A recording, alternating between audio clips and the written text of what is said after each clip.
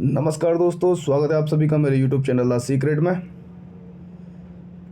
और ये जो क्वेश्चन है आपके सामने, वो क्वेश्चन संबंधित है जीएस पेपर 4 से संबंधित, ठीक है ना।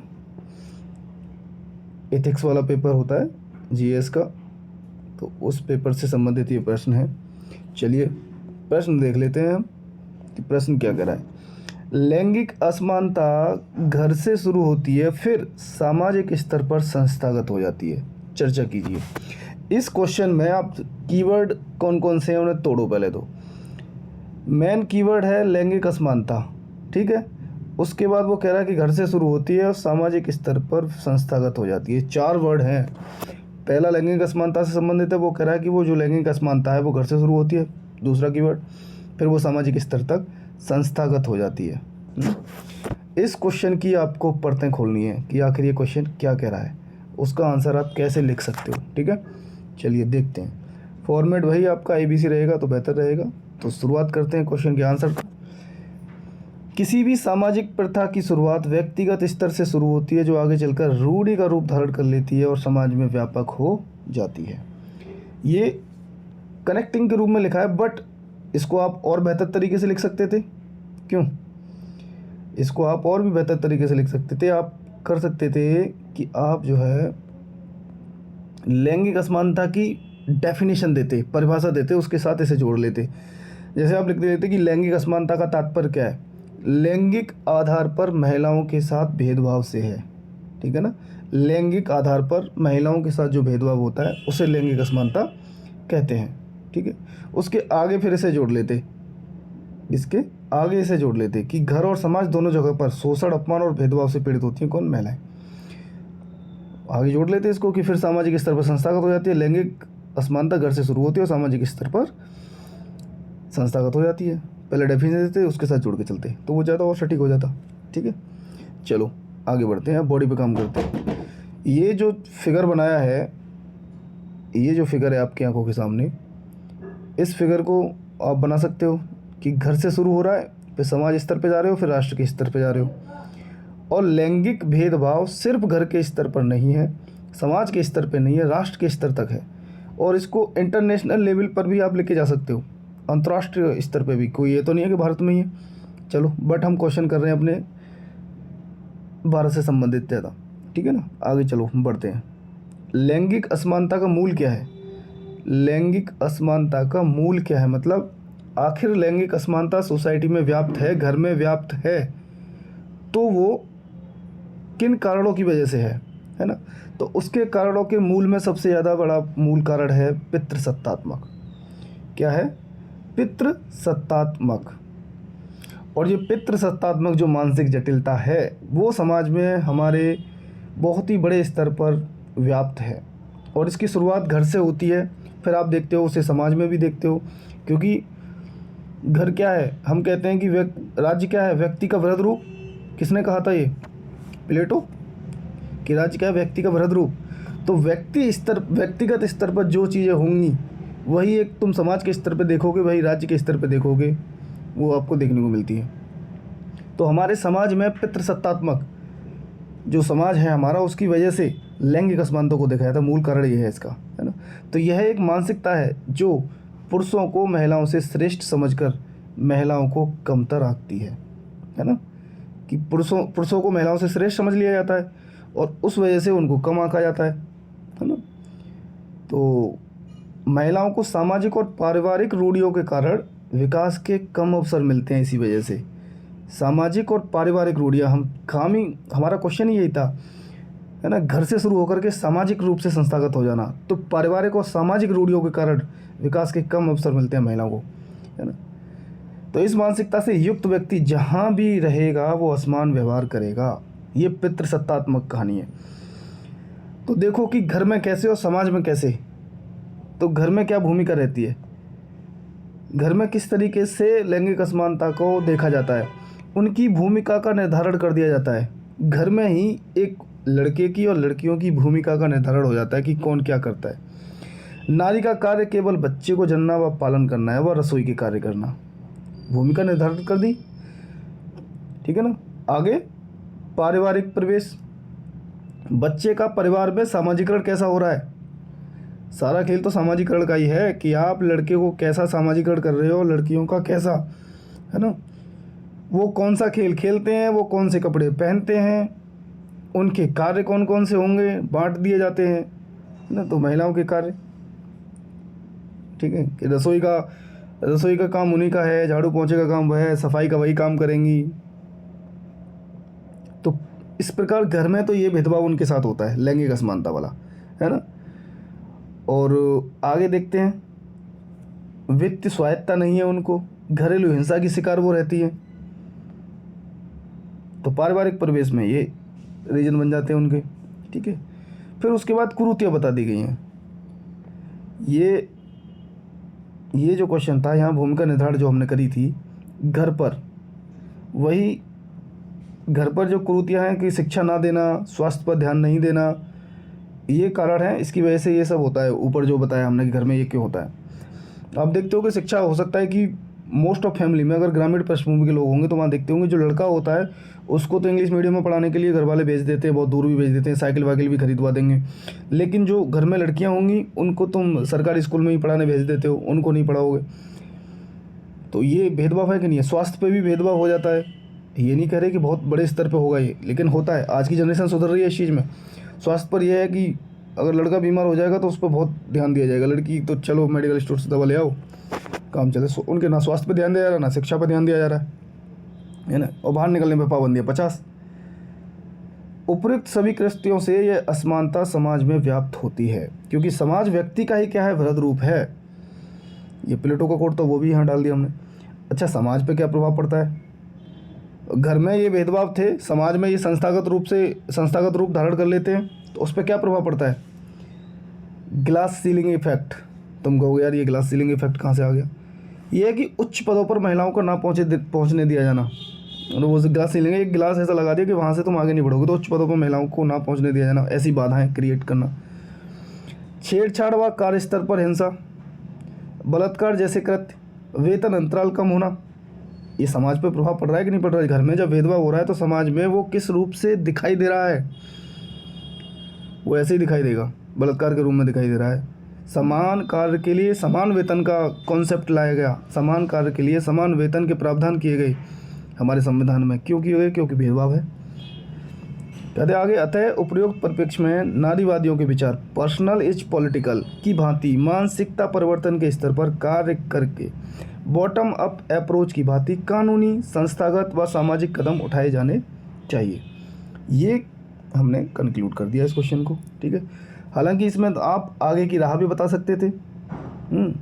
हालांकि क्वेश्चन ये एथिक्स वाला क्वेश्चन है, तो हम एथिकल रूप से इसको टैकल करते हैं। बट कुछ हैं जो सरकार के प्रयास रहे हैं इंडियन गवर्नमेंट के, अगर आप देखोगे कि महिलाओं की लैंगिक असमानता को दूर करने के लिए, जैसे बेटी बचाओ बेटी पढ़ाओ, है ना।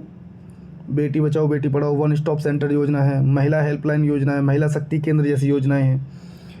और प्रधानमंत्री Narendra Modi ji selfie with daughter वाला सिस्टम था, वो चलाया था उन्होंने। जागरूकता अभियान जो है उन पर काम किया गया। और जो है आप, ठीक है ना। तो इस प्रकार ये क्वेश्चन हो गया हमारा। और भी मैं बता रहा था इसमें डाटा क्या डाल सकते थे, आगे की राह में आप लिख सकते थे ना, कि पारिवारिक और धर्म की मान्यताओं को बदलने से संबंधित दो मजबूत संस्थान हैं, उनमें परिवार है और धर्म है, उनकी मान्यताओं को बदला जा सकता है, तो महिलाओं के प्रति थोड़ी सी सम्मानजनक चीज़ें हो सकें उसमें, है ना। और अगर आप देखते हो कि लैंगिक समानता है तो फिर कैसे ला सकते हो? श्रम सुधार और सामाजिक सुरक्षा कानूनों से भी जुड़ा हुआ है ये मामला। जेंडर बजटिंग, सामाजिक सुधारों से एकीकृत प्रयास हो तो भारत को लैंगिक असमानता के बंधनों से मुक्त किया जा सकता है। ये फिर जीएस का अदर वाले क्वेश्चन हो जाएंगे, एथिक्स वाले क्वेश्चनों का मोड यही रहेगा तो बेहतर रहेगा, ठीक है ना। चलिए नेक्स्ट क्वेश्चन पर हम आगे बढ़ते हैं, और नेक्स्ट क्वेश्चन हमारा क्या कह रहा है, ठीक है। चलिए देखते हैं डायरेक्ट नेक्स्ट क्वेश्चन। विज्ञापन अभियानों और प्रचार के लिए सरकारी धन खर्च करने में शामिल नैतिक मुद्दों को स्पष्ट कीजिए। देखो अभी इलेक्शन चल रहा है, लोकसभा इलेक्शन, है ना। तो जो भी सत्ता में पार्टी होती है, चाहे हम स्टेट में कहें कि स्टेट के इलेक्शन जब होते हैं तो जो सत्ता में पार्टी होती है वो पार्टी, या सेंटर में अभी पार्टी है तो लोकसभा इलेक्शन हो रहे हैं वो, तो सरकारी धन का खर्चा किया जा रहा है किस पे? विज्ञापन अभियानों पर और प्रचार के लिए। उसमें शामिल नैतिक मुद्दों को स्पष्ट कीजिए। या फिर सरकारी कोई योजना होती हैं उनको जनता तक पहुंचाने के लिए जागरूकता के तौर पर विज्ञापनों पे हम रुपए खर्च करते हैं, प्रसार करते हैं। तो सिर्फ होर्डिंग लगाने के लिए नहीं, टेलीविज़न जो प्राइवेट मीडिया है ना, चाहे वो प्रिंट मीडिया हो चाहे वो इलेक्ट्रॉनिक मीडिया हो, उस पर तो प्रचार कर रहे हैं ना, विज्ञापन अभियान दे रहे हैं। तो उसमें जो सरकारी धन खर्च किया जा रहा है, उस सरकारी धन खर्च करने में शामिल नैतिक मुद्दे कौन कौन से हैं, उस पर हमें टिप्पणी करनी है, उस पर बात करनी है। ठीक है, चलिए शुरुआत करते हैं फिर क्वेश्चन की। तो आंसर लिखेंगे आप, स्टार्टिंग दोगे। हालिया कई राज्य सरकारों पर कई सर्वेक्षणों की रिपोर्टों में पाया गया है कि उन सरकारों ने अपने राजकोष का अच्छा खासा भाग विज्ञापनों पर खर्च किया। ठीक है ना। आप इस प्रकार से भी इंट्रोडक्शन स्टार्ट कर सकते हो, कोई रिपोर्ट वगैरह दे करके कि हाँ ये करंट में इस तरीके से अभी हालिया में ये चला है कि रिपोर्ट कोई जारी की गई है, उस पर कोई काम किया गया, इस तरीके से भी आप स्टार्ट कर सकते हो। आगे, प्रमुख नैतिक मुद्दे कौन कौन से हैं? सरकारी धन खर्च करने के ऊपर जो विज्ञापन अभियान और प्रचार के लिए किया जा रहा है, उसके प्रमुख नैतिक मुद्दे बताना है हमको। आगे बढ़ते हैं। सरकारी पक्ष की तरफ से देखें तो कौन कौन से मुद्दे जुड़े हुए हैं? क्योंकि देखो, एथिक्स वाले क्वेश्चन हो चाहे जीएस वाले क्वेश्चन हो, उसमें जब हम कहते हैं ना कि मल्टी डायमेंशनल होना है हमको, तो मल्टी डायमेंशन का मतलब है कि उससे जुड़े हुए स्टेक होल्डर कितने हैं, हितधारक कौन कौन से हैं, उनसे संबंधित अलग अलग हेडिंग अगर आप बनाते हो तो क्वेश्चन ज़्यादा अच्छा होता है। जैसे अब इसी से संबंधित था, तो प्रमुख नैतिक पक्ष में हमने पहले ले लिया सरकारी पक्ष कि उससे संबंधित नैतिक मुद्दे कौन कौन से हैं। पहला, क्या राजनीतिक लाभ के लिए करदाता के धन का ऐसा प्रयोग उचित है? नैतिक मुद्दा बन गया। दूसरा, विज्ञापनों की उत्पादकता नहीं है जबकि इस पर खर्च अधिक होता है ना, उत्पादकता नहीं है उतना जबकि उससे ज़्यादा खर्च हो रहा है, तो ये एक दूसरा मुद्दा बन गया विज्ञापन। अवसर लागत का मुद्दा, अगर आप ये ना भी लिखते तो डायरेक्ट आप इसको लिख सकते थे कि अवसर लागत का मुद्दा, कि जितनी लागत लग रही है उससे उतना नहीं निकल पा रहा है, वो आउटपुट इनपुट वाला, कि आपने इनपुट बहुत दे दिया और आउटपुट उतना नहीं हो पा रहा है, तो अवसर लागत का मुद्दा दूसरा मुद्दा ये बनता है। तीसरा पॉइंट, विज्ञापनों में निहित प्रामाणिकता का मुद्दा। ठीक है ना, कि विज्ञापन हम जो दे रहे हैं कि उसका कितना रिलीवेंस है, उसका कितनी प्रामाणिकता है, कितना जांच परख करके चीज़ें की गई हैं। पूर्ण व्याख्या नहीं की जाती, पूर्ण आंकड़े नहीं होते हैं, और इस प्रकार से आप देख रहे हो विज्ञापनों में निहित प्रामाणिकता का मुद्दा छाया रहता है। ठीक है, ये कह रहा टी एंड सी जैसे कथन दे देंगे, अब टी का क्या फॉर्म है, सी का क्या मतलब है नहीं पता, एग्जाम्पल के रूप में दिया है। ठीक है, ओके, सरकारी पक्ष देख लिया आपने। आप अब दूसरा है, स्टेक होल्डर कौन सा है? अगर कोई विज्ञापन दिया जा रहा है, किसके लिए दिया रहा है? जनता से संबंधित दिया रहा है, दे कौन रहा है? सरकारी। तो जनता का पक्ष क्या है, उससे जुड़े हुए मुद्दे कौन कौन से हैं? जनता की अभिवृत्ति पर प्रभाव पड़ता है ना, एटीट्यूड पर प्रभाव पड़ता है। भाई विज्ञापन एक परसेप्शन क्रिएट करते हैं, तो उसका प्रदर्शनकारी प्रभाव, इसका एक मुद्दा है। जनता अनजाने में उस पार्टी के पक्ष में सहमति की भावना को ले आती है ना।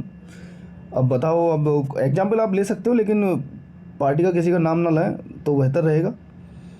पर हम एक न्यूट्रल पर्सपेक्टिव में इसको बात कर रहे हैं कि चाहे वो स्टेट गवर्नमेंट हो चाहे वो सेंट्रल गवर्नमेंट हो, कि किस तरीके से जनता के परसेप्शन को चेंज करने के लिए विज्ञापन देती हैं, प्रचार करती हैं, उसमें सरकारी धन का खर्च किया जा रहा है। और तो जनता को अनजाने में उस पार्टी के पक्ष में सहमति की भावना ले आती है। ठीक है, आगे बढ़ते हैं। जहां टेलीविज़न पर देखने या ना देखने की स्वतंत्रता होती है, वही सामान्य गली परिवेश में नहीं। ओके, टेलीविज़न वाला हो गया। जनता का मुद्दा चल रहा है कि जनता से कैसे जुड़े हुए नैतिक मुद्दे उसके। जनता के धन का सदुपयोग का मुद्दा, आप डायरेक्ट ऐसे लिख सकते हो, कोई बहुत बड़े बड़े लिखने की जरूरत नहीं, कि जनता के धन का सदुपयोग, कि आखिर जो सरकारी धन है वो किसका है? जनता का, टैक्स के रूप में देते हैं, तो उसके धन का सदुपयोग का मुद्दा है। और अन्य मुद्दे भी जुड़े हुए हैं, क्योंकि अन्य स्टेक होल्डर देख लो। अब लोकतंत्र में सरकार द्वारा अपने प्रभाव में वृद्धि हेतु लोक धन का प्रयोग, अपने प्रभाव में वृद्धि, पैसा था जनता का, आप सत्ता में बैठे हुए थे तो आपने उसका प्रयोग किया अपने प्रभाव में वृद्धि हेतु। ठीक है, आगे, अन्य राजनीतिक पार्टियों के अधिकारों के खिलाफ, क्योंकि हम जब कहते हैं कोई इलेक्शन होता है तो हमारे निर्वाचन आयोग कहता है स्वतंत्र एंड निष्पक्ष इलेक्शन, चुनाव, fair and free elections, free and fair election. तो वो कैसे हो पाएगा? जब सत्ता में बैठी हुई पार्टी, उसके पास अगर बहुत सारा धन है और वो भी सरकारी धन, और उसका वो दुरुपयोग करे, तो अन्य राजनीतिक पार्टियों के अधिकारों के खिलाफ भी है। ओके, चलिए आगे बढ़ते हैं। लेकिन अब आगे इस क्वेश्चन को कैसा मोड़ दिया गया कि हमने नैतिक मुद्दे बता दिए गए, हमने नैतिक मुद्दे वो भी दोनों पक्षों के बताए, सरकार पक्ष के नैतिक मुद्दे कौन कौन से जुड़े हुए हैं, जनता के पक्ष के नैतिक मुद्दे कौन कौन से जुड़े हुए हैं। लेकिन विज्ञापन देना जरूरी होता है या गैर जरूरी होता है, तो उसके बारे में बताएंगे कि पक्ष में क्या तर्क हैं कि विज्ञापन क्यों जरूरी है। जागरूकता सृजन हेतु जरूरी है। भाई जो भी होर्डिंग लगाई जाती है, रेडियो टेलीविज़न पे दिए जाते हैं, चाहे प्रिंट मीडिया जो न्यूज़पेपर आप पढ़ते हो उनमें ऐड आते हैं, वो जागरूकता सृजन हेतु जरूरी है। लोगों को योजना जानकारी देने हेतु सरकार को हक है कि वह अपनी उपलब्धियां बताए, ठीक है ना। तो ये पक्ष में तर्क हैं उसके। चलो, क्योंकि मुद्दे में तो हम बता के चले जाए क्या दिक्कत क्या है। अब आगे की राह और बता सकते हो आप इसमें। खर्च पर सीमा तय हो कि आप कितना राजकोष का कितना % भाग विज्ञापन के प्रचारों पर खर्च कर सकते हो, है ना। आप विज्ञापन कितने सीमा तक दे सकते हो कि कितना पैसा उस पर खर्च किया जा सके। सेकंड, सामाजिक प्रभाव हेतु उत्कृष्ट विज्ञापनों को प्रोत्साहित किया जाए, उदाहरण जैसे बेटी बचाओ बेटी पढ़ाओ, है ना। सरकारी धन का प्रयोग ना हो, पार्टी फंड का हो। मतलब जब सरकारी धन का आप उपयोग कर रहे हो तो आपके पास पार्टी का फंड भी तो है, तो पार्टी फंड का प्रयोग कर लो।